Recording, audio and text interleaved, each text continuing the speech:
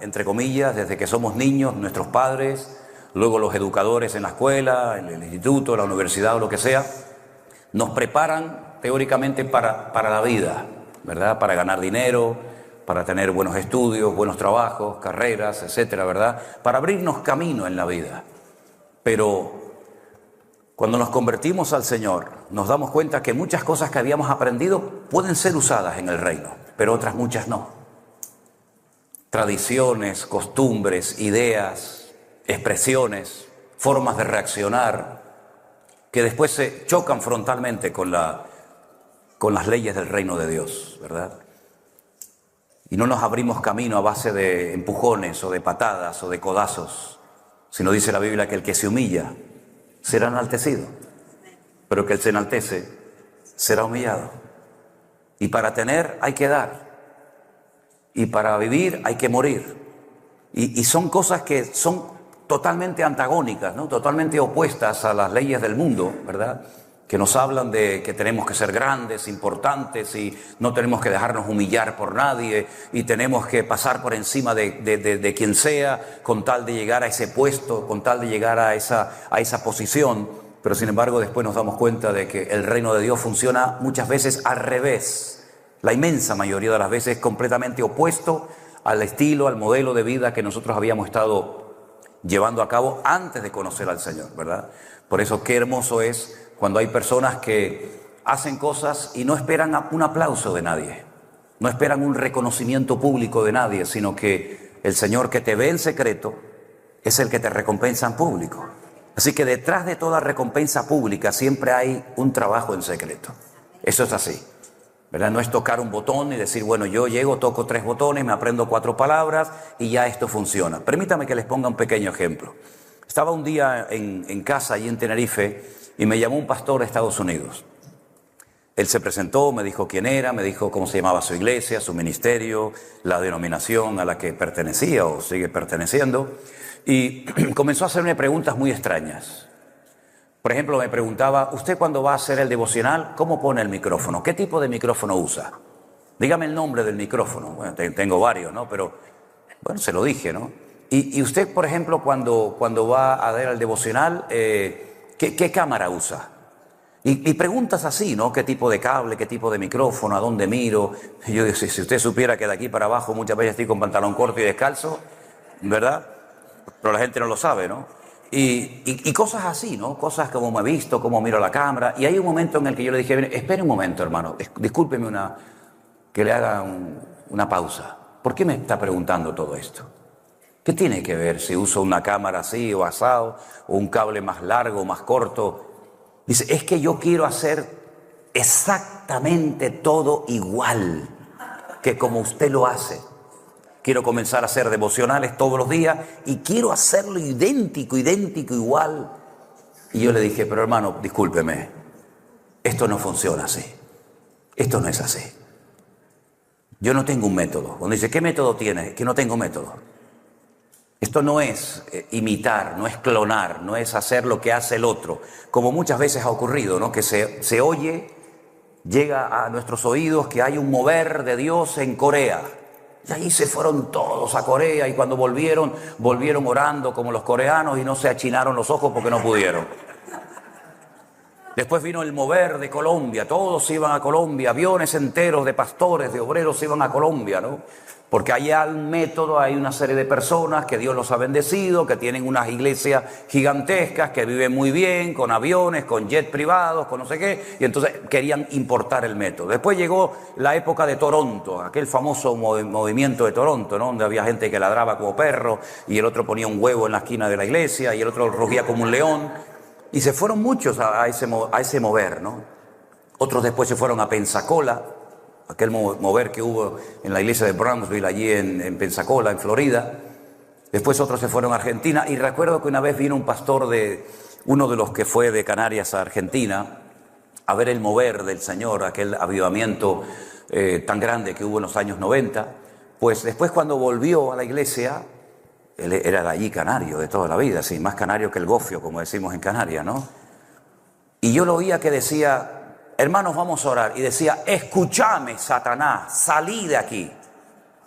Y yo decía, ¿cómo que escúchame? Si nosotros los españoles no decimos escúchame. En español no existe el escúchame, es escúchame o escuchadme, ¿no? Salí, no se dice salí, se dice sal. Y yo le pregunté, digo, pero una pregunta, ¿el diablo qué pasa? ¿Que solamente entiende a los argentinos o qué? ¿Hay que hablarle en argentino a este? Dice, no, pero es que yo allí en Argentina vi, claro, lo viste allí, lo oíste, mijo, porque allí tienen esa forma de hablar. Pero nosotros no hablamos en esa forma de hablar.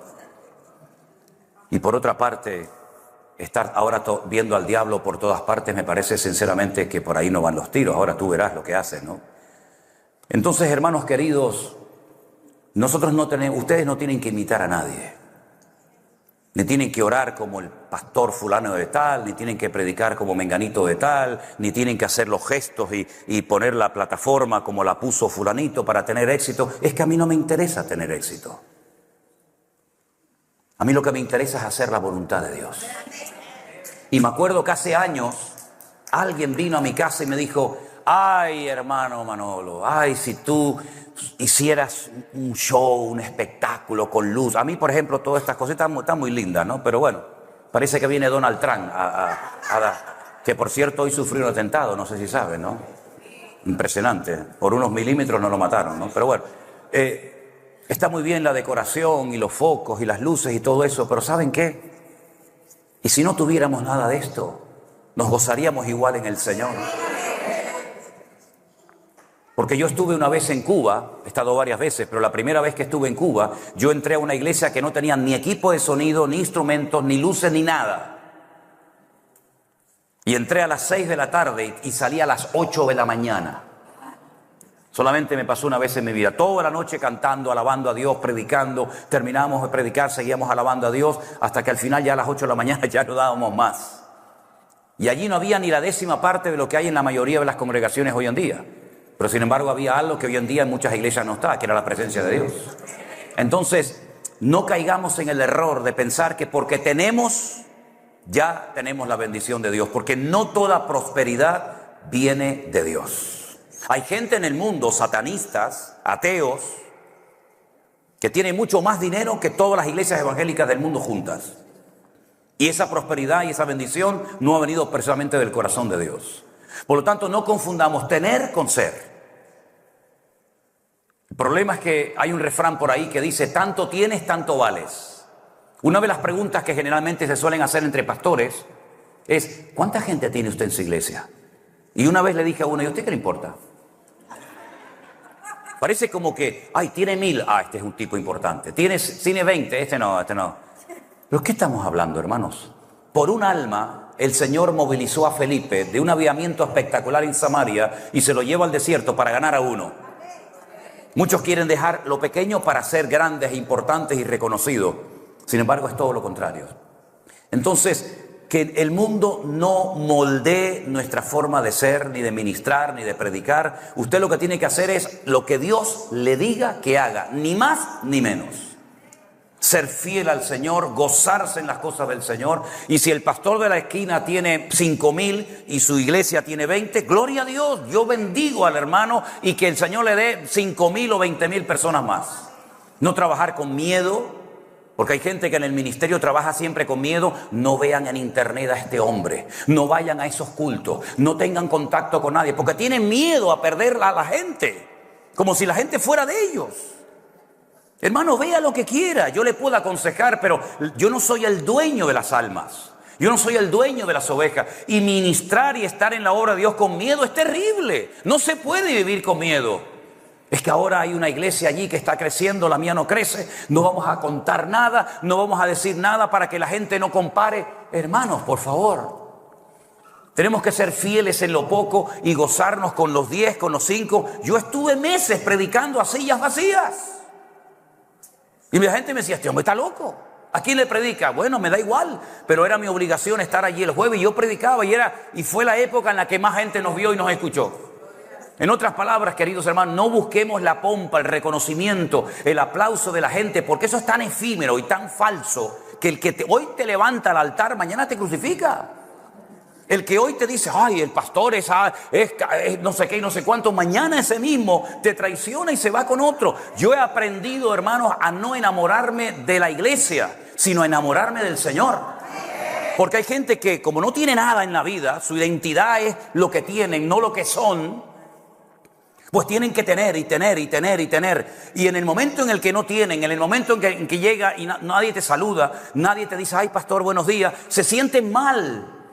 Pero nosotros hemos sido aceptados en Cristo y no necesitamos ni aplausos, ni focos, ni reconocimiento humano, porque todo lo que mi vida necesita para ser feliz y tener estabilidad emocional y espiritual, ya lo tengo en Cristo. Yo estoy completo en Cristo y tú también, mi querido hermano. Estamos completos en el Señor. Y si usted nunca tiene una iglesia de 1000, no pasa nada. Es más difícil pastorear 20 que pastorear 1000. Ahora bien, yo creo que uno de los grandes problemas que ha experimentado la iglesia de un tiempo a esta parte es el desapego de la palabra de Dios. Yo me acuerdo que en mi época, cuando yo me convertí, todo creyente iba con la Biblia a la iglesia, todos los creyentes, todos. Sin embargo, yo veo en muchas congregaciones que ya muchos creyentes vienen sin la Biblia al culto. Y cuando le digo, hermano, ¿es su Biblia? Dice, no, la traigo aquí en el teléfono. Digo, bueno, está bien, espero que la lea. Pero es que hay algunos que ya ni siquiera la leen, sino que buscan y dicen Mateo 24, pum, dan al play y hay un señor allí que le lee Mateo 24. Digo, pero qué relajo es este, qué cosa es esta. Yo quiero en esta mañana llevarles a la palabra del Señor, porque ustedes han venido a escuchar palabra de Dios, ¿sí o no? Pues la van a escuchar. Mire, yo tengo una costumbre que es generalmente el último mensaje que doy en un sitio, y en este caso es hoy. Yo siempre hablo de los acontecimientos finales, que es un tema que a mí me ha apasionado prácticamente desde los primeros días de mi conversión. Cuando yo estuve en una escuela bíblica hace muchos años y me gradué en mayo de 1981, la mayoría de ustedes no habían nacido, esto fue en el siglo pasado, teníamos a un maestro que nos enseñaba lo que se llama escatología, cosas sobre Daniel, Apocalipsis, las profecías y todo esto. Y yo recuerdo que cuando terminaba la clase todos se iban corriendo y yo me quedaba con él horas y horas hablando y preguntándole cosas. Tengo que admitir que muchas cosas que le pregunté a aquel gran maestro que decían que era de las cosas escatológicas, muchas veces no me dio respuestas. Nunca me dio respuestas a muchas preguntas que le hice. Porque el problema es que mucha gente que se ha criado toda la vida en una misma iglesia, y no digo esto en plan de crítica, sino simplemente a modo de ilustración. Gente que se ha criado toda la vida en un mismo ambiente, digamos, evangélico, espiritual, en una misma denominación. Muchas veces la gente cree cosas porque en su denominación o en su iglesia se ha enseñado eso, pero no han llegado a la conclusión de lo que predican por sí mismos, sino que en su denominación o en su iglesia hay como una especie de presión invisible que te impide salirte de la norma. ¿Por qué? Porque si dices, esto ya no es negro, esto es gris, cuidado que te llaman y te dicen, hermano, usted está enseñando cosas que nosotros no creemos. Y muchas veces me he encontrado con gente que en privado me dicen, yo estoy totalmente de acuerdo con esto, pero no lo puedo decir en mi iglesia porque si no me ponen en disciplina o me echan. Porque yo he notado que en la iglesia del Señor hay mucha gente valiente, pero también hay mucho cobarde. ¿Qué le parece? Y hay muchos pastores cobardes que tienen miedo de predicar de ciertas y determinadas cosas porque se le va la gente. Y como ellos dependen de la gente más que del Señor, hay que mimar y cuidar a la gente, porque si se van diezmos, se van ofrendas. Y entonces, bueno, sabemos que está en desorden, pero no le vamos a decir nada, porque si no el padre, la madre, el primo, el tío y el sobrino agarran y se me van, y entonces a ver cómo pago el alquiler de la iglesia, a ver cómo llego yo a fin de mes y pago las facturas. Y hay mucha gente en el ministerio con temor, controlados por las circunstancias en vez de controlados por el Espíritu de Dios. Y yo doy gracias al Señor que he llegado a un punto en mi vida, tanto personal como ministerial, en el que no necesito ni del aplauso ni del reconocimiento de nadie, sino que me limito a predicar la palabra de Dios al que le guste bien y al que no también. Es como las lentejas, ¿se acuerdan? ¿No quieres lentejas? Pues te las, ¿cómo era? ¿Te las comes o las dejas? Y en mi época no es como hoy en día. En mi época mi padre decía, ¿no las quieres? No pasa nada. Guárdalas en la nevera, a la noche se las pones otra vez. No es como hoy en día que la mamá dice, ¿qué quieres comer, mi niño? Pollito, ¿no quieres pollito? ¿Quieres carnita? Y el niño come a la carta, es como si estuviera en un hotel de 5 estrellas. En mi época no. Ponle las lentejas otra vez. Amigo, a los 3 días te comía las lentejas, hasta el plato de las lentejas te comía. Y encima decías qué ricas estaban las lentejas, mamá. Así que la palabra que yo voy a compartir con ustedes en esta mañana puede ser, no digo 100% que sea así, pero puede ser que su teología, su enseñanza denominacional o de la índole que sea, puede ser que a lo mejor choque. Pero ¿por qué le ocultamos? Eso es una de las cosas que yo siempre le preguntaba a este maestro. ¿Por qué no le decimos a la gente que hay sandías, melón y pera? ¿Por qué decimos que solamente hay sandías? Cuando sales a la vida real y conoces a otros siervos de Dios y te mueves como el Señor nos ha dado el privilegio a nosotros de movernos con gitanos, con pentecostales, con metodistas, con anglicanos, con luteranos, etcétera, etcétera, te das cuenta que dentro del espectro evangélico hay muchas opiniones y muchos estilos, y que no soy yo siempre el que estoy en posesión de la verdad, sino que es bueno oír a los demás y aprender de los demás. Y eso es lo que yo les pido a todos y a cada uno de ustedes, que en esta mañana, si en algún momento determinado del estudio que vamos a dar hoy sobre acontecimientos finales, digo algo que a usted le choca, bueno, analícelo a la luz de la palabra de Dios. Como los de Berea, ¿se acuerdan? Dice que eran más nobles que los otros, porque cuando Pablo terminaba de exponer las Escrituras, lo escuchaban con reverencia, lo escuchaban con respeto. Dice que analizaban, escudriñaban a la luz de las Sagradas Escrituras si estas cosas eran así, tenían trasfondo bíblico o eran inventos de aquel predicador itinerante llamado Saulo de Tarso. La primera porción que vamos a leer en esta mañana se encuentra en Segunda de Tesalonicenses, capítulo 2. Repito, Segunda de Tesalonicenses, capítulo 2. Los títulos que aparecen encima de los capítulos no son originales, han sido puestos por las asociaciones, por los hombres, para que entendamos un poquito o nos hagamos una idea de lo que va a tratar el pasaje. Y en este caso, encima del capítulo 2 de Segunda de Tesalonicenses aparece el título Manifestación del hombre de pecado.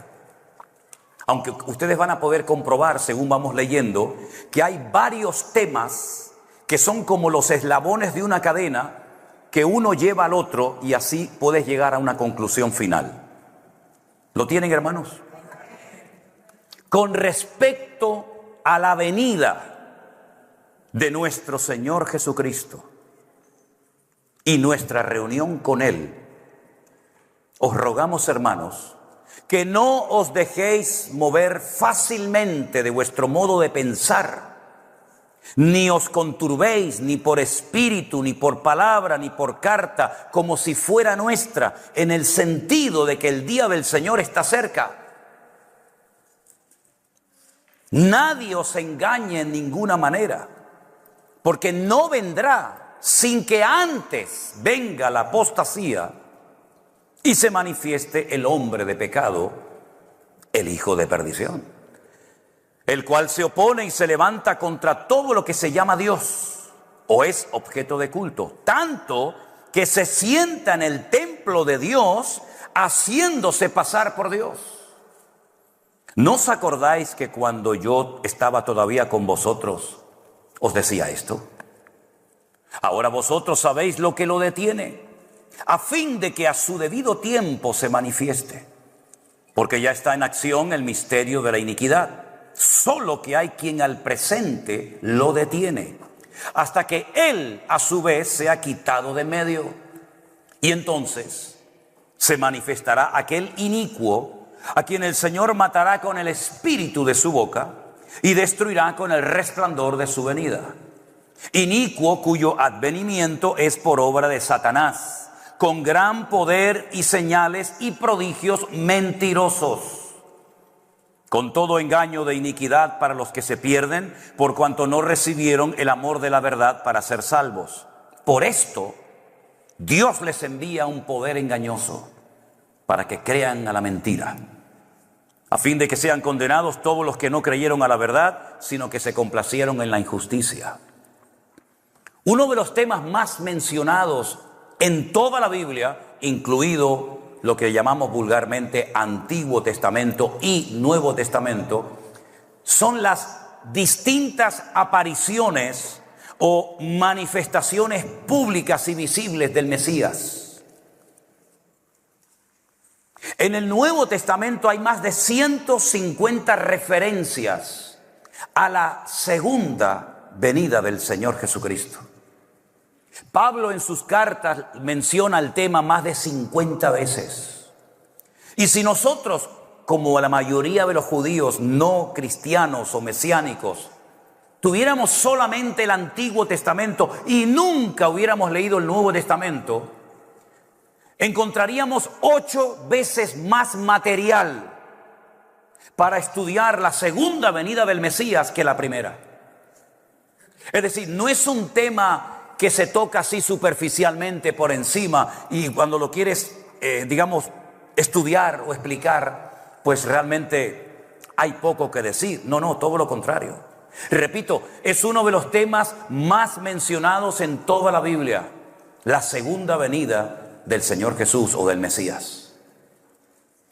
En el capítulo 24 de Mateo, que nuestro hermano Domingo ha leído los primeros 13 versículos, es muy interesante porque cuando uno está en Israel, sobre todo en la ciudad de Jerusalén, yo agarro la Biblia por ese capítulo y se observan cosas que estando fuera de ese contexto geográfico no podemos observar o entender. Y es que dice la Biblia que cuando salieron del templo, ahora ustedes imagínense que allí a mi lado izquierdo, al derecho de ustedes, está el monte Moriah, donde estaba el templo de Jerusalén. Al otro lado, enfrente, hay otro monte. De ahí dice la Biblia que como Jerusalén tiene montes alrededor de ella, así está el Señor alrededor de su pueblo desde ahora y para siempre. Hay muchos montes y todos tienen nombre y mucha historia en Jerusalén. Repito, aquí estaría el monte Moriah, donde estaba el templo, donde Abraham subió a sacrificar a Isaac tiempo atrás. Y aquí enfrente estaría otro monte, que sería el monte de los Olivos. Y entre uno y otro hay un barranco, un torrente que se llama el famoso torrente del Cedrón. Dice la Biblia que cuando Jesús salió del templo allí en el monte Moriah, los discípulos le comienzan a enseñar las maravillas del templo, porque realmente el templo en aquel momento era espectacular. 40 años había tardado Herodes en ampliar el templo y en hacerlo cada vez más hermoso. Y ellos están orgullosos de su templo, de lo que en aquel momento era el Bet HaMikdash, o la casa santa de Dios. Y entonces el Señor, al ver que ellos están tan orgullosos de su templo, le dice el Señor a sus discípulos algo que los rompió totalmente, los descolocó y les dijo: ¿veis todo esto? Observarlo bien, porque no quedará aquí piedra sobre piedra que no sea destruida. Dice que estando en el monte de los Olivos, es decir, tuvieron que descender todo el torrente del Cedrón, adentrarse dentro de otro monte, y allí en el monte de los Olivos, probablemente en el huerto de Getsemaní, que está allí también, dice que varios de sus discípulos, solamente un evangelio nos dice quiénes fueron de los 12, Pedro, Jacobo, Juan y Andrés. Llamándolo aparte al Señor, le dijeron: Señor, ¿cuándo será todo esto que nos acaba de decir? ¿Y qué señal habrá de tu venida y del fin del siglo? Y gracias a esa pregunta que le hicieron estos 4 discípulos al Señor, tenemos todo el capítulo 24, que es un capítulo extraordinario, pero comprimido. Es un capítulo donde se cuentan muchas cosas, pero no se desarrollan, sino que te da toda la información y después tú tienes que ir descomprimiendo cada texto ¿Y dónde lo descomprimo? ¿Cómo entiendo el versículo 1, el 2, el 3, el 4, el 8, el 10? ¿Dónde puedo obtener la información para ampliar la información que el Señor me ha dado? Bueno, pues en las cartas de Pablo, por ejemplo, a los tesalonicenses, en el libro de Daniel, en el libro de Ezequiel, por supuesto en el libro del Apocalipsis y otros pasajes bíblicos. Así que el Señor les da una información tremenda donde se mezclan muchas cosas. Y uno tiene que saber el orden de las cosas, porque algo muy interesante que el Señor nos dice ahí es que Él va a volver, pero que el día y la hora no se le ha revelado absolutamente a nadie.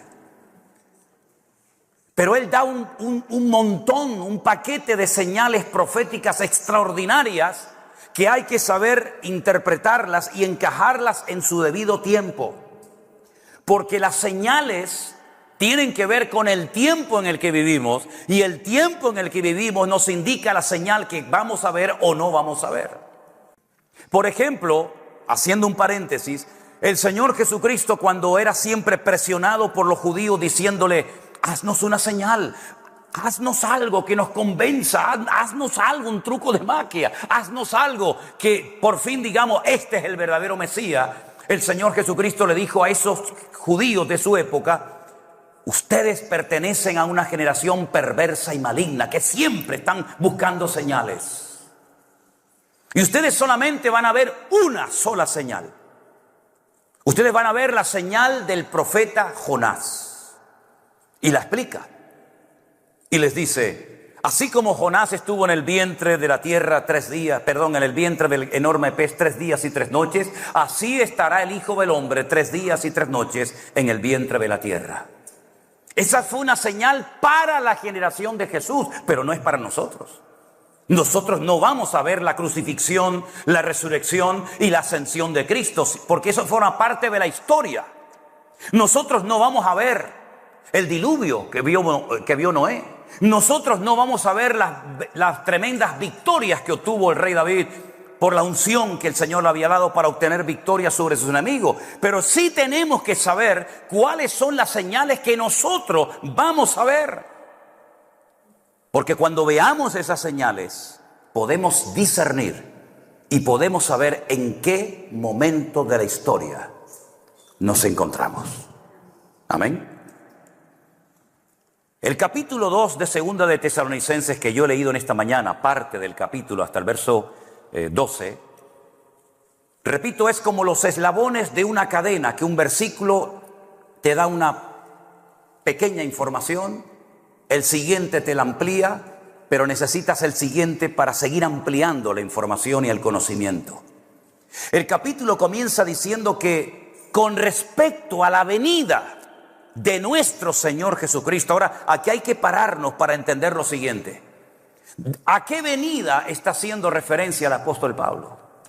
Porque la Biblia habla de dos: de una primera venida como siervo sufriente, como cordero que fue llevado al matadero y no abrió su boca y enmudeció, ¿verdad? Y delante de sus trasquiladores no se le hizo justicia, etcétera, etcétera. Y de una segunda venida como el león de la tribu de Judá, como rey triunfante y glorioso, para establecer su reino. Ya él había hecho referencia al reino. Ningún profeta jamás había hablado del reino de Dios, nunca.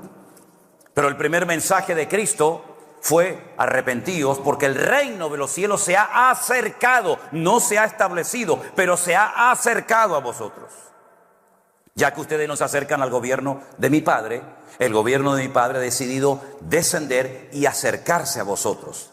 Y para formar parte de ese reino, ustedes tienen que arrepentirse, convertirse, ¿verdad?, y aprender a vivir y a comportarse en ese reino. Y la constitución de ese reino, las normas, el patrón de conducta de ese reino, la constitución está en Mateo 5, 6 y 7, que es el famoso Sermón del Monte, ¿verdad?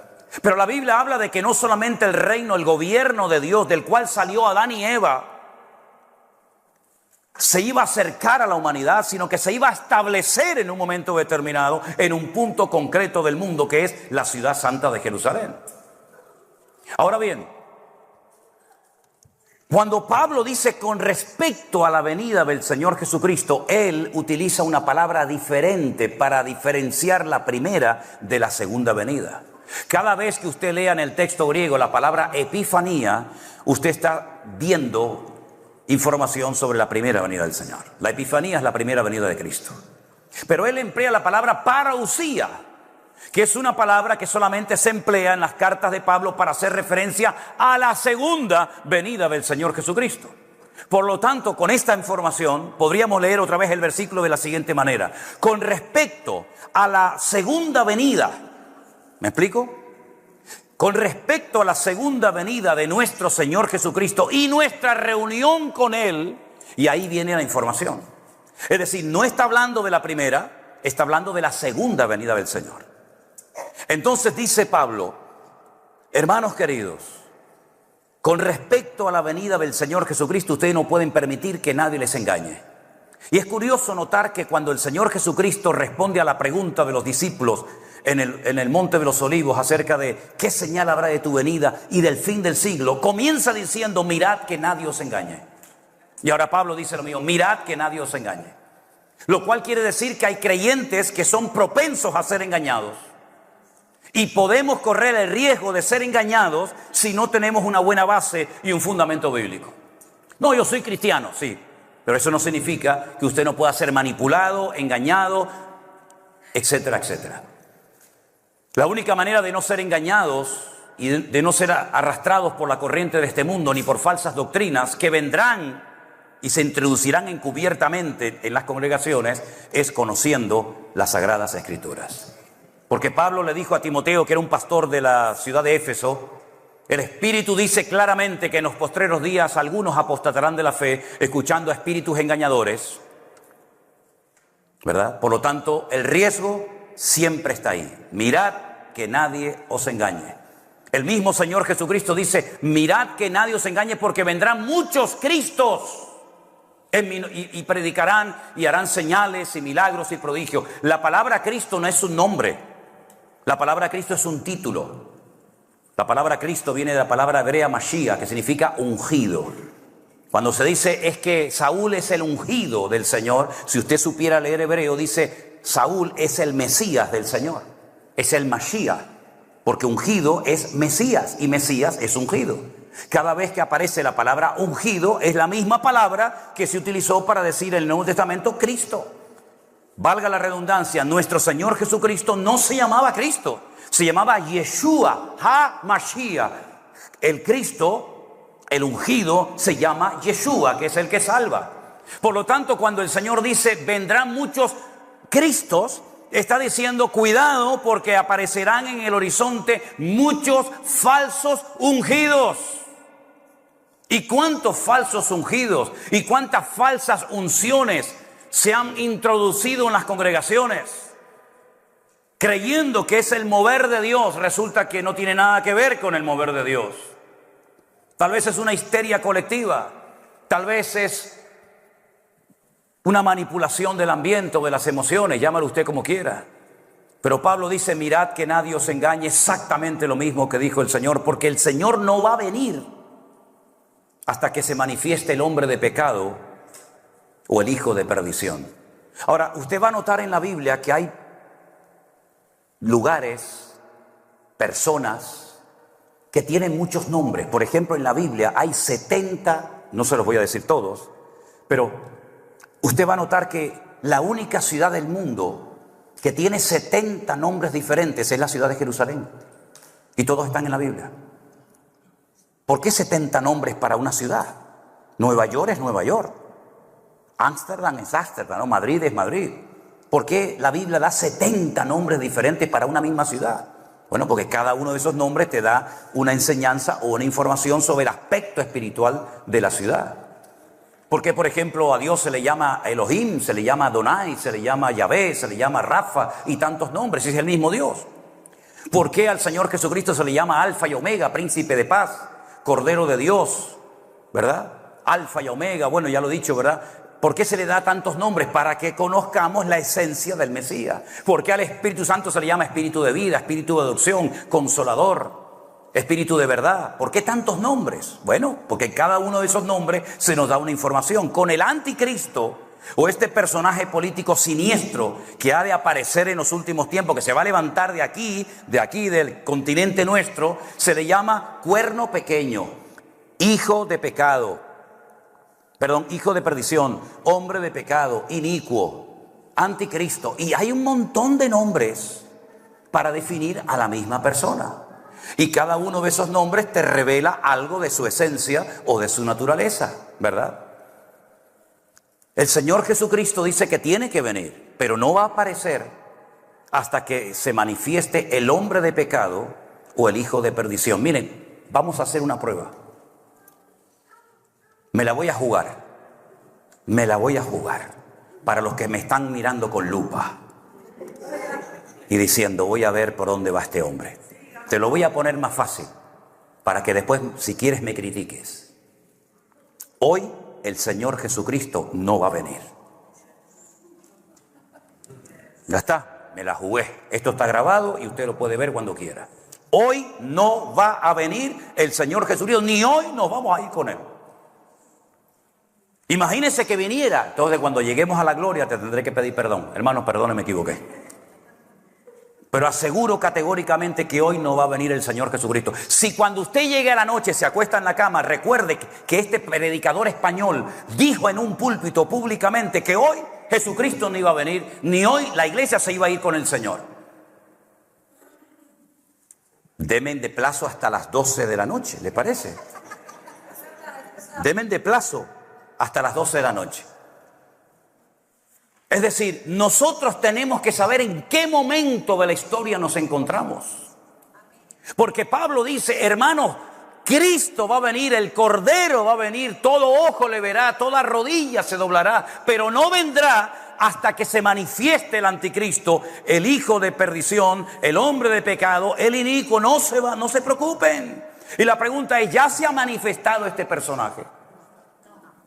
No, señor, no se ha manifestado. Bueno, yo he oído que el rey de España ahora que está, que era el anticristo, que Bukele, el presidente de El Salvador, era el anticristo, que en mi época se decía, ¿se acuerdan aquel presidente de Rusia, Gorbachev, que tenía ¿cómo era? Como un lunar. Ah, mira la marca de la bestia, ahí está el anticristo.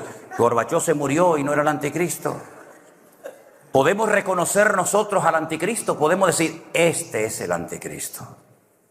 Claro que lo podemos reconocer, porque si no, ¿cómo voy a saber quién es? Hay miles de datos del anticristo, miles, pero tal vez el más importante es cómo se va a llamar, porque el idioma hebreo es un idioma alfanumérico. Cada letra coincide con un número y cada número coincide con una letra. Es decir, si lo hiciéramos en castellano, en español, la A es el 1, la B es el 2, la C es el 3, la D es el 4 y así sucesivamente. En hebreo hay 22 letras, Aleph, Bet, Gimel, Daleth, Hei, Vav, ¿verdad? Y cada una de esas letras es un número. Y Juan dice, aquí hay sabiduría, el que lee entienda, porque hay muchos que leen y no entienden. Pero Juan dice, aquí hay sabiduría, el que lee entienda. El número de la bestia es 666. ¿Qué te está diciendo? Que el nombre suma 666. Si no suma 666, ese señor no es el anticristo. Un dato tremendamente importante, ¿no les parece? Por lo tanto, nosotros no podemos caminar más tiempo en ignorancia. A mí se me parte el corazón cuando hay muchos hermanos que me dicen, hermano, pastor, yo nunca en mi vida he escuchado en mi iglesia un estudio del libro del Apocalipsis o del libro de Daniel. Y a mí me han confesado pastores, yo no hablo de este tema porque no entiendo nada. Que una vez yo le dije a uno en Barcelona, le dije, ¿no te da vergüenza? Te está pagando la iglesia un sueldo. ¿Y qué haces todo el día? ¿Rascándote la panza? Ponte a estudiar. Y si no estás preparado, llama a alguien que te instruya y te enseñe a la congregación. Pero si no se habla en este tiempo de Daniel y de Apocalipsis y de la segunda venida, ¿cuándo vamos a hablar entonces, amigo? Si estamos nosotros más cerca de la venida del Señor que ninguna otra generación de creyentes. Y lo que está ocurriendo en el panorama político, económico, etcétera, etcétera, nos está indicando que el Señor viene pronto, que ya empezaron hace mucho tiempo los dolores de parto. Y yo no voy a explicar aquí los dolores de parto. Pero las hermanas que habéis parido y que habéis sido madres, sabéis perfectamente que el objetivo no es sufrir y tener dolores y dolores y dolores, no. El dolor te indica que el niño viene y el niño no viene sin dolores. Y el dolor te anticipa el gozo de tener a tu hijo o a tu hija en tus brazos. La tierra ha entrado en dolores de parto. Y esos dolores de parto le indican a la humanidad, lamentablemente muchos de ellos están ciegos y no lo quieren reconocer, pero por lo menos los creyentes deberíamos de decir: Señor, yo sé que tu venida se acerca, pasos agigantados, porque los dolores de parto ya han empezado. Y si alguien te dice desde un púlpito: no se preocupen, hermano, vamos a ir cada día mejor, te está diciendo mentiras. Europa está en coma. Holanda está en coma, Alemania está en coma, el mundo está enfermo con herida de muerte. Y el único que puede solucionar los problemas de Europa, de Latinoamérica, de Estados Unidos, de la economía y todo es solamente el Rey de Reyes y Señor de los Señores. No hay nadie, no hay nadie.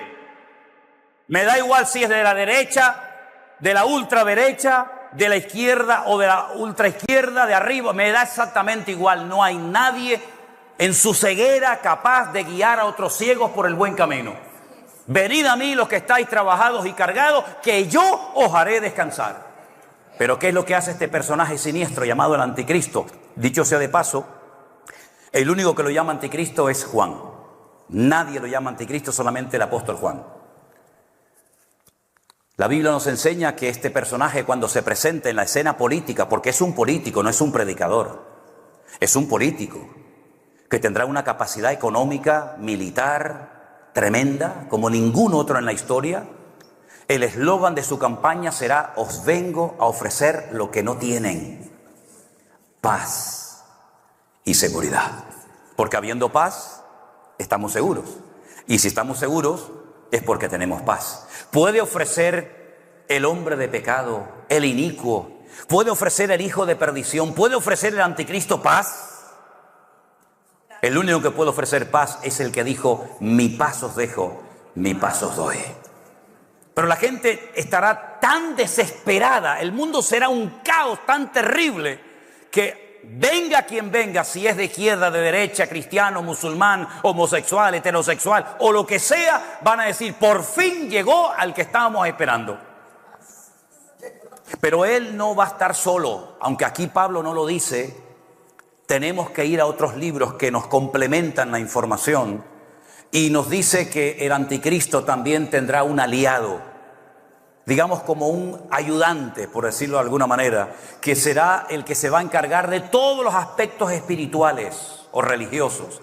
Y la Biblia lo llama el falso predicador o el falso profeta, el falso exponente del evangelio. ¿Y podemos saber de quién se trata? Claro, claro. Porque la Biblia nos dice que este falso profeta, representante de una estructura mundial religiosa, con una capacidad de convocatoria tremenda como nadie, dice que sus ministros se visten de púrpura. Y los musulmanes no se visten de púrpura, ni los budistas, ni los hindúes, sino ustedes saben quiénes son los que se visten de púrpura. Y dice que se adornan con piedras preciosas y con joyas. Y dice que se han embriagado con la sangre de los santos, de los hijos de Dios. Y ustedes pueden leer, por ejemplo, la famosa Santa Inquisición, cuando Felipe II, el rey de España, se unió con el clero católico y durante 300 años mataron a millones de personas, no solamente en España, en otros países de Europa. Incluso fueron a México y fueron a Perú y fueron a otros países de Latinoamérica, ¿verdad? Y el que no besaba la cruz, pues ya sabe lo que te esperaba. Y los aparatos de tormento de la Santa Inquisición están en la Plaza de Colón en Madrid, en el Museo de Cera, en la primera planta. Vaya para que los vea lo que hacía aquella gente. A nosotros, los que nos llamaban los protestantes, ya hoy en día no protestamos de nada. Pero en aquella época los cristianos protestaban contra la injusticia, contra la inmoralidad, contra la idolatría. Hoy en día nadie protesta de nada. Pero en aquella época éramos una amenaza. ¿Por qué? Porque decíamos que la palabra de Dios es viva y eficaz y es la que transforma los corazones, y que solamente la sangre de Jesucristo perdona pecado, y que solamente el justo por la fe vivirá, no por las obras. Y en aquellos tiempos nos quemaban y nos torturaban, y en España quemaron a cantidad de gente. Y esta Biblia que usted, mi hermano latino, que habla español tiene en su mano está bañada en sangre, porque esta Biblia la tradujo un cura español llamado Casidoro de Reina en Sevilla, cuando tuvo que salir corriendo a Suiza, a Alemania y a otros lugares para poder traducir la palabra de los textos originales hebreo y griego al castellano, porque eran los únicos que sabían leer. La gente no sabía leer y escribir, en analfabetos, ¿verdad? Y ahora, ¿cómo llevamos la Biblia a España? Ahora, ¿cómo la llevamos? ¿Y a quién se la damos? Bueno, se inventaron todo tipo de artimañas para poder llevar los pocos ejemplares que gracias a la imprenta de Gutenberg se pudo imprimir, como unos 2000 y pico ejemplares. Y entonces había un señor llamado Julianillo, un chiquitito jorobado, creyente, hijo de Dios, que pasaba por los Pirineos con sus burritos y con barriles de vino para llevar de un lugar a otro sus productos. Y dentro de las barricas de vino metían las Biblias. Y se jugó la vida hasta que finalmente lo quemaron en la hoguera por repartir la Biblia. Para que tú y yo tengamos esta Biblia en nuestras manos, ¿cuántos hermanos nuestros pagaron con precio de sangre? Para que después la olvides y para que después la dejes en la banca de tu iglesia, cuando detrás de cada letra, cada capítulo, cada página, cada parábola, cada historia, hay sangre de mártires que se jugaron la vida para que tú te pongas a leer ya la Biblia y te dejes de perder el tiempo y de tontear en internet con una de Colombia, una de México que no sabe ni cómo se llama, y le abres tu corazón. Es increíble. Entonces, por lo tanto, si usted quiere saber en qué tiempo de la historia te encuentra, métase en la página de la palabra de Dios, porque la Biblia dice: Cristo, hermanos, va a venir, pero no va a venir tranquilo, no se pongan nerviosos, no se perturben. Porque hasta que no se manifieste el anticristo, el hijo de pecado, no va a venir el Señor. Y no solamente eso, sino que se tiene que manifestar la apostasía. ¿Y qué es la apostasía? La apostasía es la anarquía espiritual, la pérdida de valores. Ya todo es relativo, nada es absoluto. Si a ti te apetece, si a ti te agrada casarte con tu gallina, pues te casas con la gallina. No pasa nada. Eso es ser moderno, eso es ser europeo. Pero eso de respetar al padre y a la madre, no. En la época nuestra, cuando los adultos hablaban, los niños se callaban. Oye, es al revés. Cuando el niño habla, los abuelos se tienen que callar porque está hablando el niño. ¿Verdad? En nuestra época, nuestros padres nos miraban, ¿sí o no? Los que ya tenemos una cierta edad, ¿sí o no? ¿Se acuerdan ustedes de aquella mirada? Muchachos, aquello no era ni WhatsApp, ni Facebook, ni Instagram. Aquello era tremendo. Aquello viajaba más rápido que la velocidad de la luz. ¿Te miraba tu padre así? Muchacho, te mandaba un mensaje: te estás quieto, o cuando llegas a casa te doy una que te vas a enterar. Y tú lo entendías, ¿verdad? No es como hoy en día que te escribe y dice: ¿qué me escribió este tío? Una X, una cruz, un pajarito así. ¿Qué me está diciendo este mujer aquí? Tu padre te miraba antes de ir a la casa de visita, te decía: pórtate bien, no cojas nada de lo que te ofrezcan, no te muevas de ahí. Si tienes ganas de ir al baño, te lo haces encima, pero tú de ahí no te mueves. Y cuando te movías, el Señor decía: ¿quieres un caramelito? Tú mirabas a tu padre y hacías así, lo cogías, te miraba así, y ya sabías que cuando llegabas a casa ibas a dormir calentito.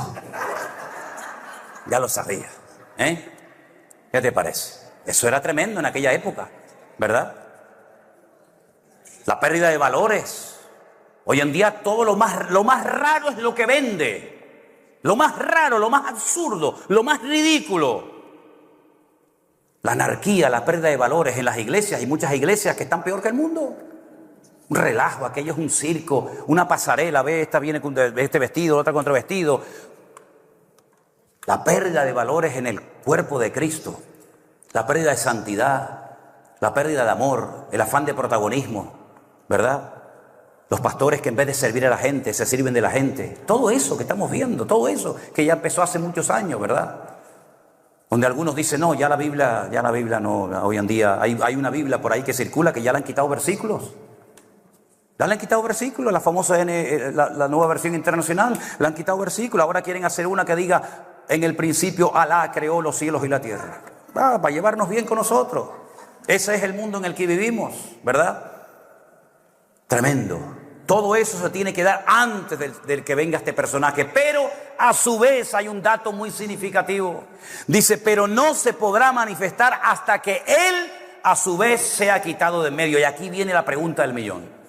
Cuando yo me sentaba con aquel maestro en la escuela bíblica hace muchos años, le decía, Cristo tiene que venir, pero no va a venir hasta que se manifieste la apostasía, el hombre de pecado, el hijo de perdición o el inicuo.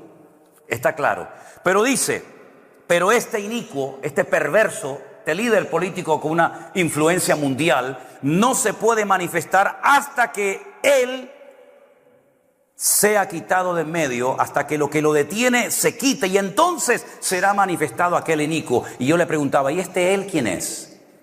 ¿Quién es este él? Y me decía, la iglesia. Y yo le decía, la iglesia. La iglesia no puede ser, hermano. ¿Por qué?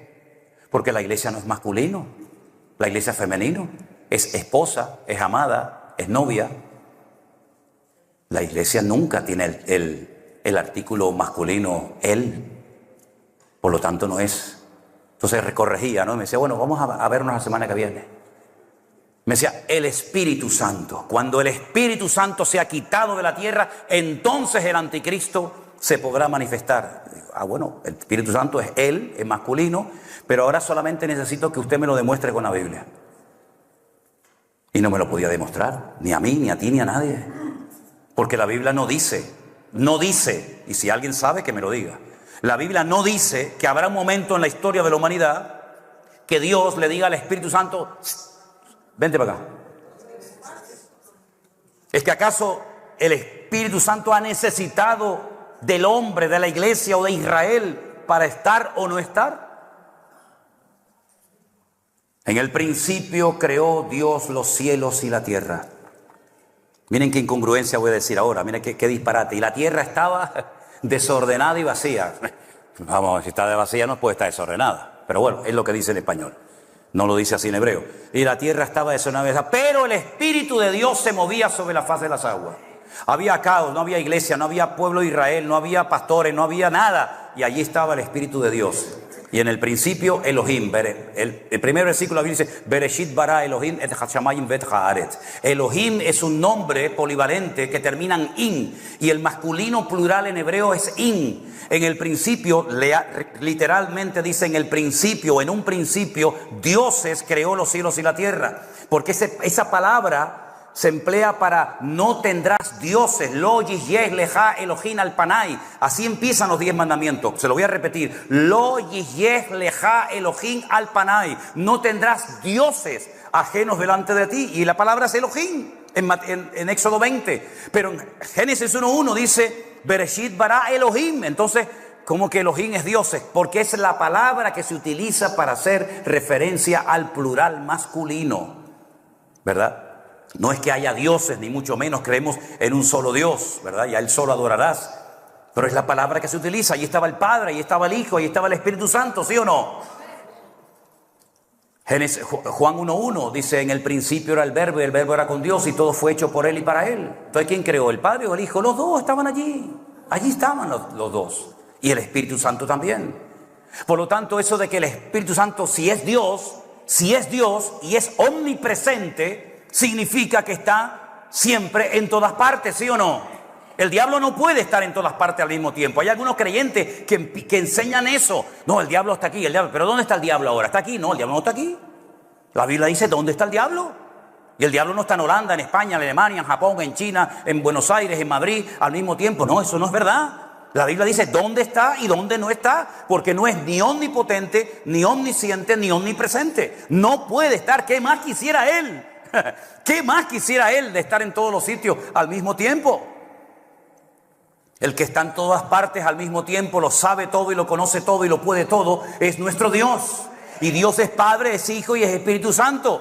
Por lo tanto, cuando Pablo dice hasta que Él sea quitado de en medio, no está haciendo referencia al Espíritu Santo, porque eso es una herejía. Eso significaría que hay un momento en el que Dios no está en el mundo. Cuando la Biblia dice, de Jehová es la tierra y su plenitud. ¿Dónde huiré de tu presencia? ¿Dónde me esconderé? ¿Dentro de un olivo como se escondió Adán y Eva en el jardín de Edén? ¿Dentro de un barco como se escondió Jonás, que se quería ir a Tarsis, a España? Allí me voy a esconder y Dios no me va a encontrar. ¿Dónde huiré de tu presencia, Señor? Cuando toda la tierra le pertenece al Señor y la controla. Y lo peor de todo es que no puedo demostrar bíblicamente que el Espíritu Santo no va a estar en la tierra durante el período tremendo de los últimos tiempos. Lo que pasa es que para poder justificar esta postura, un cura, no un pastor evangélico, no un reverendo, un apóstol, no, un cura católico, estudiando en su monasterio él por su cuenta Daniel y Apocalipsis, llegó él por su cuenta y riesgo en el siglo XIX, principios XIX, a la conclusión de que la Santa Madre Iglesia Católica y Apostólica no estaría en la tribulación. Él dijo que la Iglesia Católica, por ser la iglesia verdadera, según su punto de vista, no estaría en ningún momento de lo que llamamos gran tribulación, o como también se llama, tiempo de angustia de Jacob. Y entonces hubo un teólogo protestante llamado el doctor Scofield, que por primera vez en la historia se atrevió a poner en la Biblia comentarios, cosa que estaba totalmente prohibida y muy mal vista. Bueno, usted sabe hoy en día que las Biblias tienen al fondo, al final tienen de todo. Tienen de todo, tienen mapas, tienen pesos y medidas, tienen opiniones de fulano, de mengano. En aquellos siglos eso era muy mal visto. La Biblia no tiene que tener nada más que la Biblia y nada más. Hoy en día es casi imposible encontrar una Biblia que no tenga nada de ese comentario, ¿no? Scofield puso en su Biblia, que se llama la Biblia de Scofield, él puso que la iglesia evangélica, no la católica, como había dicho el cura, que la iglesia evangélica no estaría en lo que llamamos gran tribulación. Claro, esto cayó, lo dijo Scofield. ¿Se dan cuenta el problema de decir amén a todo? ¿Se dan cuenta de que cuando levantamos a un hombre demasiado, creemos que todo lo que dice es correcto? Eso cayó, hermanos, de maravilla, porque claro, ¿quién quiere ser aquí perseguido? ¿Hay alguien que esté orando para ser perseguido, torturado, encarcelado, quemado, descuartizado? ¿Hay alguien así? No, nadie. Si el Señor permite que nos maten como mártires, pues Dios nos dará las gracias para poder soportar. Pero si puedo evitarlo, lo evitaré. ¿Sí o no? Hay momentos que hay que quedarse y hay momentos que hay que salir corriendo.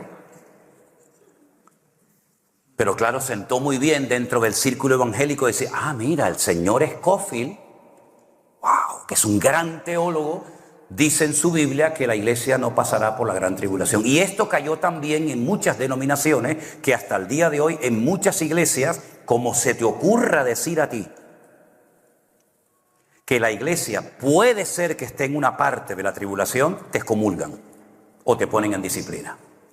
Sin embargo, luego te llaman por teléfono o te escriben y te dicen, pastor, yo estoy de acuerdo con esto, pero no lo puedo enseñar porque son cobardes. Porque son cobardes y tienen miedo a perder el sueldo, tienen miedo a perder el puesto. ¿Quién es este él? Si no es la iglesia, porque es femenina, si no es el Espíritu Santo, si no es como alguien dijo el Imperio Romano, ¿quién es este él? Porque Pablo, mira lo que dice aquí, dice, vosotros sabéis lo que lo detiene. Versículo 7, ya está en acción el misterio de la iniquidad, solo que hay quien al presente lo detiene hasta que él a su vez se ha quitado de medio. Pero vosotros sabéis lo que lo detiene. ¿Cómo es posible que gente que llevaba 3 semanas de convertido, ya sabían? Y hay pastores y hay creyentes que llevan toda la vida en la iglesia y no saben responder a esta pregunta. El lugar donde más tiempo Pablo estuvo ministrando fue en Éfeso, después en Corinto, pero donde menos tiempo estuvo, porque tuvo que salir corriendo, fue en Tesalónica. Y miren el nivel, fíjense el nivel de enseñanza que daba Pablo a los tesalonicenses, que les habla de temas que hoy en día algunos dicen, mi madre, yo no me entero de nada, yo no sé nada de este tema. Ellos sabían incluso que estaba deteniendo la manifestación del anticristo, lo sabían. Pero yo les voy a decir lo que dice la palabra de Dios. ¿Están de acuerdo? Vengan conmigo al Antiguo Testamento. A lo mejor muchos de ustedes ya esto lo saben. A lo mejor otros dicen, yo no había oído esto en mi vida. Bueno, pues está bien, así aprendió algo. En el libro de Daniel, que es el Apocalipsis del Antiguo Testamento, El libro de Daniel es el Apocalipsis del Antiguo Testamento. De hecho, hay cosas que para poder entenderlas del Apocalipsis hay que entender el libro de Daniel. Y hay cosas que para entender del libro de Daniel tienes que leer el libro del Apocalipsis. Ambos se complementan, ¿verdad? En Daniel capítulo 12, titulado El tiempo del fin, dice lo siguiente. Daniel 12:1. En aquel tiempo se levantará, kun es levantarse, quitarse, desplazarse, moverse. En aquel tiempo se levantará Miguel, el gran príncipe que está de parte de los hijos de tu pueblo. ¿Y qué va a pasar cuando este general del ejército de Dios se le diga, quítate, muévete? Pues dice que será tiempo de angustia, cual nunca fue desde que hubo gente hasta entonces. Pero en aquel tiempo será libertado tu pueblo y todos los que se hallen escritos en el libro. Muchos de los que duermen en el polvo de la tierra, de los muertos, serán despertados, unos para vida eterna y otros para vergüenza y confusión perpetua. Los entendidos resplandecerán como el resplandor del firmamento, y los que enseñan la justicia a la multitud como las estrellas a perpetua eternidad. Pero tú, Daniel, cierra las palabras y sella el libro hasta el tiempo del fin. ¿Cómo se te quedó el cuerpo, hermano? No cabe la menor duda de que el pueblo de Israel tiene sobre ellos una protección sobrenatural. Si no, sería imposible que ese pueblo todavía esté ahí y que exista. ¡Imposible! Es un pueblo que no llega ni al 0,01%, ni de territorio ni de población mundial. Pero todos los días se habla en televisión de esa gente, de ese pueblo. Que si una guerra, que si atacaron, que si no atacaron, que si esto, que si aquello. Cientos de millones de árabes darían lo que fuera ahora mismo por destruir a ese pueblo. De hecho, en la mayoría de las constituciones de los países limítrofes, países que le rodean y de grupos terroristas, ¿verdad? En su carta magna dice que su objetivo es la destrucción y aniquilación del Estado de Israel. Lo intentaron los babilónicos, lo intentaron los medos persas, lo intentaron los griegos, lo intentaron los romanos, lo intentaron los cruzados, lo intentó Adolf Hitler en la Segunda Guerra Mundial, lo intentó todo el mundo, y todos los que intentaron destruirlo desaparecieron. No queda rastro de ellos. Y ellos siguen ahí. Su bandera, con su himno, con sus tradiciones, con su menorá, con su talir, con sus costumbres. Ahí siguen. ¿Qué es lo que hace que este pueblo sea indestructible? Nadie puede con ellos. Desde que entraron en la época moderna, en 1947-48, que David Ben Gurión declaró la libertad del Estado moderno de Israel, han tenido 8 guerras. 8 guerras. Le han atacado por tierra, por mar, por aire, por la izquierda, por la derecha, por arriba, por abajo, por dentro. Y cada vez que hay guerra, pierden territorio los enemigos y siguen estando ellos ahí. Pero ¿qué es lo que tiene esta gente? ¿Qué es lo que tiene? Que a veces lanzan un cohete hacia allí y se da la vuelta y cae en territorio enemigo. ¿Qué es lo que hizo que en la guerra de los 6 días, subiendo los poquitos tanques de guerra israelíes por los altos del Golán, llegaran arriba y se encontraran con centenares de tanques de combate armados hasta los dientes de los sirios y de los árabes, y de repente estos muchachos desde su tanque observaran que levantaban la tapa y salían corriendo y dejaban los tanques encendidos, los motores arrancados, con todo el armamento dentro? Y dicen, ¿pero qué hacen? Pues si somos 4 y ellos son 1000, ¿por qué no nos destruyen? Y años más tarde, alguien contó, decir, ¿cómo nos vamos a huir? ¿Cómo nos vamos a huir? Si cuando ustedes subían por la montaña, una mano gigante les iban cubriendo y amparando. ¿Cómo no vamos a huir si el que pelea contra ustedes pelea contra el Dios de Abraham, de Isaac y de Jacob? Es increíble, es increíble. Tiempo de angustia de Jacob, sí, mucho. Ahora Israel está como nunca la he visto.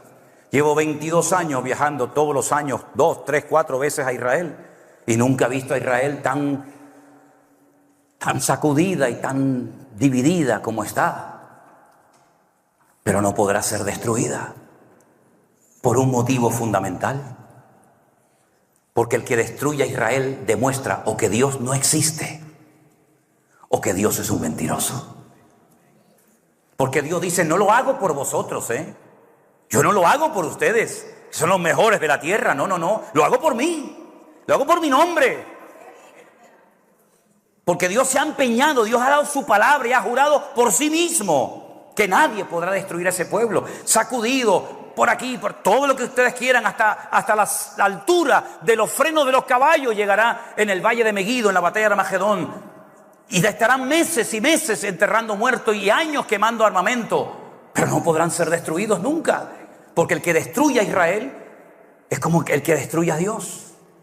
Y es una guerra con una connotación espiritual tremenda. ¿Quién puede más, este Dios o este Dios? ¿Saben cuántos cohetes han caído o han lanzado desde la franja de Gaza a Israel?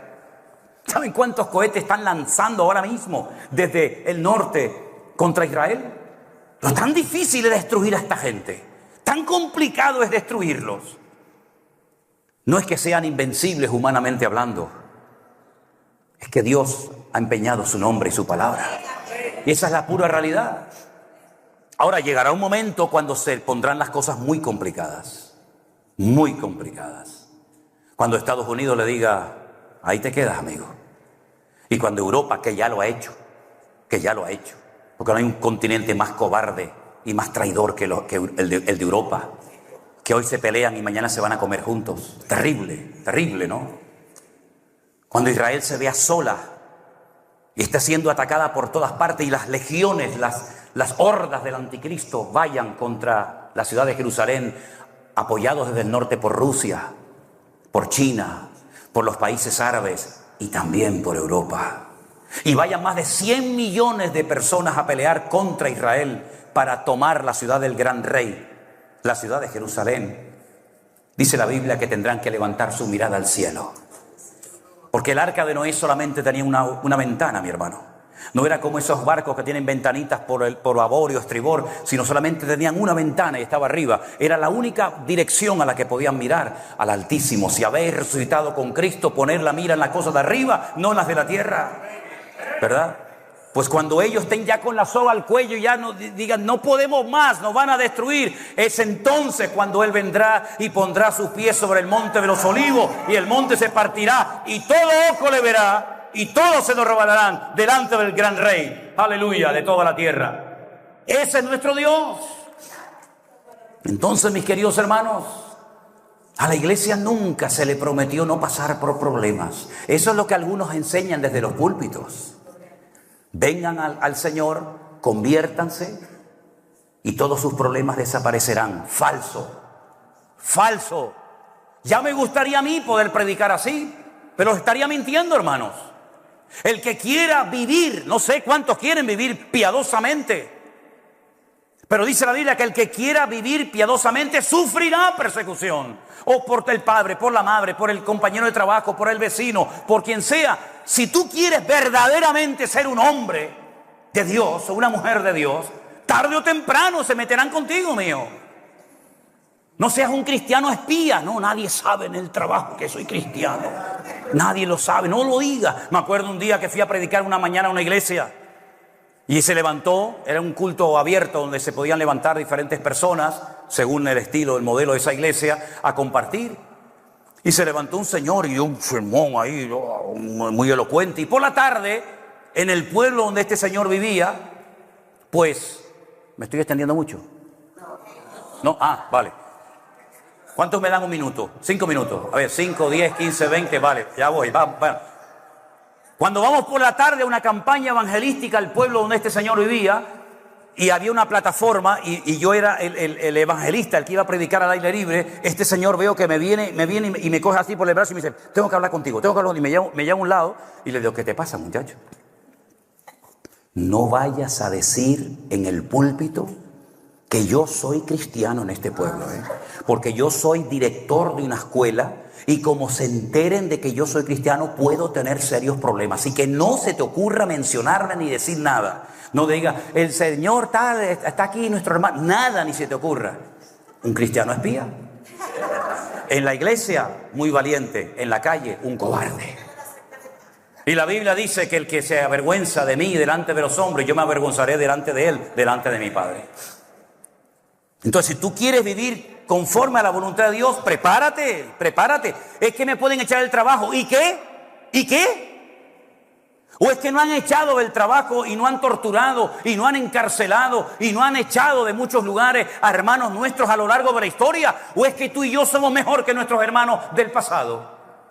¿Estamos dispuestos a pagar un precio? ¿O a qué rayo viniste tú a Europa, mijo? A ganar dinero, a ahorrar para comprarte una casita en Bolivia, en Ecuador, en Perú, y cuando te jubiles te vas allí con las gallinas y con los chanchitos a disfrutar de la vida. Ese es tu plan de vida. Te equivocaste, mi hermano. Nosotros ya no tenemos plan personal ni agenda. Nuestra vida la dirige el Rey de Reyes y el Señor de los Señores, mi hermano. Esa es la cruda realidad. Y si mañana el Señor te lleva a otro lugar, tú tienes que ir con gozo y con alegría. Y es que claro, es que aquí gano $10,000, aquí gano 10,000. Y si voy allí, claro, si voy a España, pues voy a ganar 1,500. ¿Y qué? ¿No dice la Biblia que el justo por la fe vivirá? ¿Dónde están los valientes hoy en día? Porque la Biblia nos da la lista de hombres valientes, pero hoy en día para buscar hombres valientes, a ver si los encuentras. Y la Biblia nos enseña que en los últimos tiempos la iglesia también va a ser sacudida. ¿Saben por qué? Porque la iglesia no está en su mejor momento. Esa es la cruda realidad.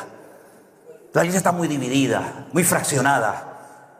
Mucho afán de protagonismo, muchas peleas, quítate tú para ponerme yo. Me enfado en la iglesia, no me hacen caso, por lo que sea, me voy a la esquina, abro un local y me monto una iglesia y mañana soy pastor.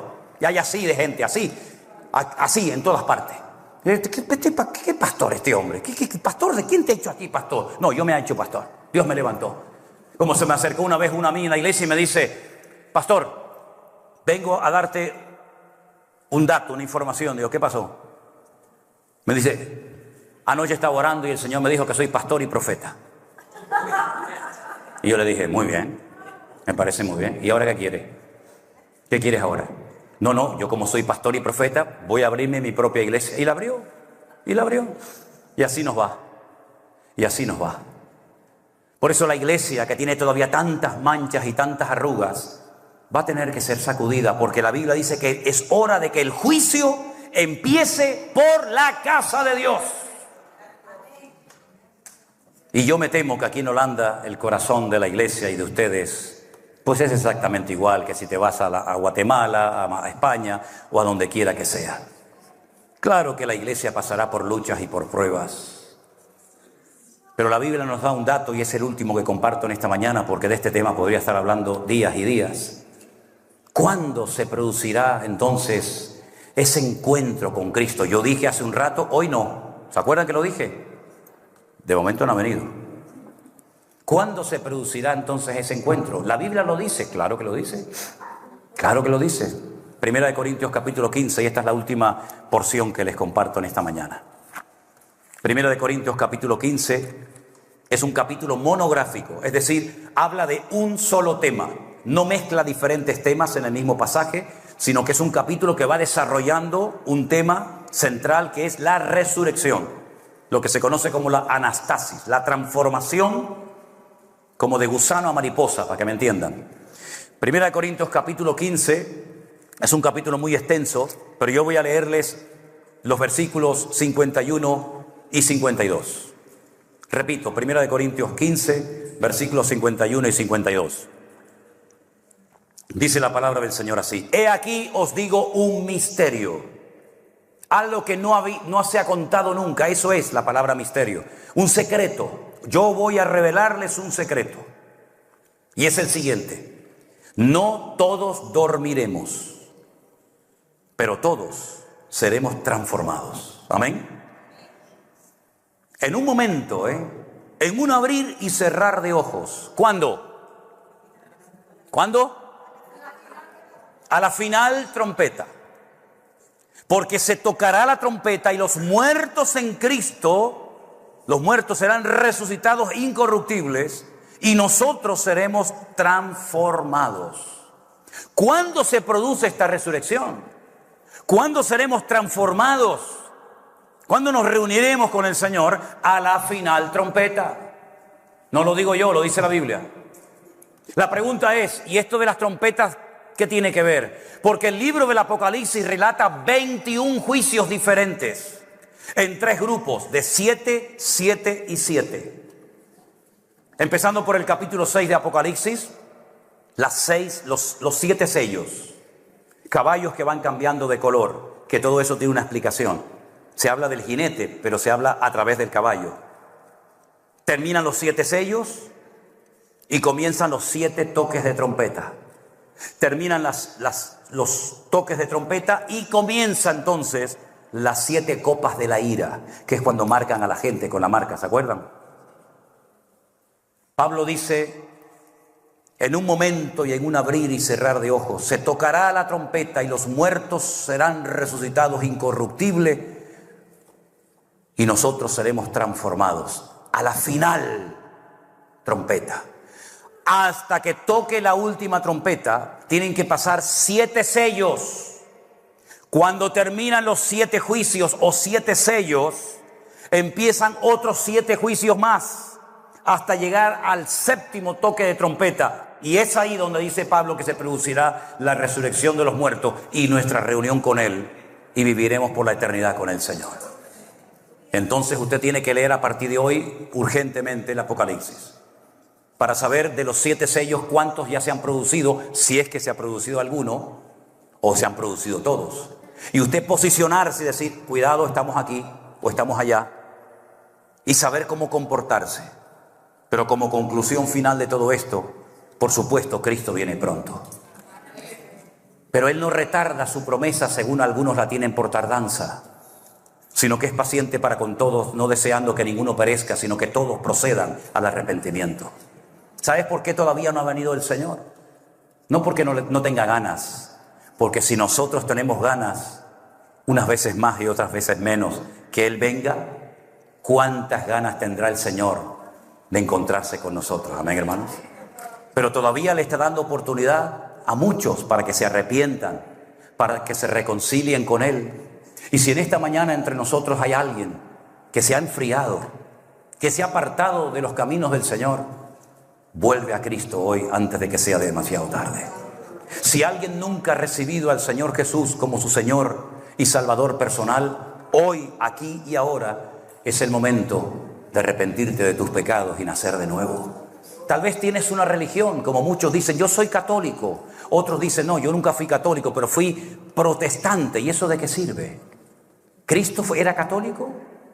¿Cristo era protestante? ¿Era pentecostal? ¿Era bautista? ¿Era metodista? No, era judío. No tenía nada que ver con esas religiones. Los latinoamericanos fueron o son católicos porque los españoles fueron a América y conquistaron aquellas tierras. Pero si en vez de ir los españoles hubieran ido los ingleses, hubieran ido los árabes, ustedes nunca hubieran sido católicos. Tú no elegiste la religión te eligió a ti, ¿verdad? No fue algo que tú tomaste de decir yo quiero ser católico o esto o aquello, sino te lo impusieron desde la cuna. Y cuando te bautizaron ni te acuerdas, ¿verdad? Ni te acuerdas de aquello, porque era por presión, no por convicción. Pero ahora el Señor viene y te dice, yo no te ofrezco una religión. Religión es religa, reluga, relegare del latín, atarse, volverse a atar, otra atadura más, otra cadena más. Cristo vino para traer libertad a los cautivos y vista a los ciegos y vida en abundancia. Por eso quiero que todos cerremos nuestros ojos en esta mañana. Y te vuelvo a preguntar, ¿qué vas a hacer con el Señor Jesucristo en tu vida y en tu corazón en el día de hoy? ¿Vas a acercarte a Él? ¿Vas a pedirle perdón por tus pecados? ¿Vas a decirle, Señor, perdóname, límpiame, Señor Jesús? Aleluya. Si en esta mañana hay gente entre nosotros, gracias.